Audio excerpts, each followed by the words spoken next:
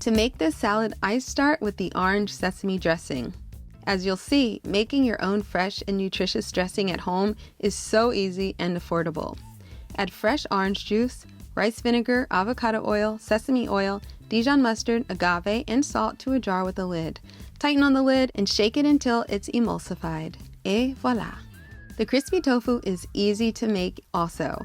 Add cubed tofu to a mixing bowl and then season it with soy sauce and sesame oil. Stir well to coat the tofu cubes.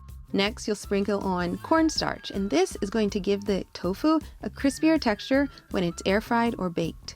Add garlic powder and sesame seeds too for more flavor and texture. The tofu should be air fried for 15 minutes at 375 degrees, and while it's cooking, we can make the rest of our salad. In a mixing bowl, combine shredded cabbage and carrots. Add the dressing and give it a little massage to make the cabbage more tender. Despite massaging, it will still maintain its crunch, even as leftovers. Then add sliced red bell peppers and cilantro. Give it a toss and add the edamame too. Season to taste with more dressing if you'd like. Plate the salad and top it with the crispy sesame tofu. This salad has layers of crunchy texture and fresh flavor.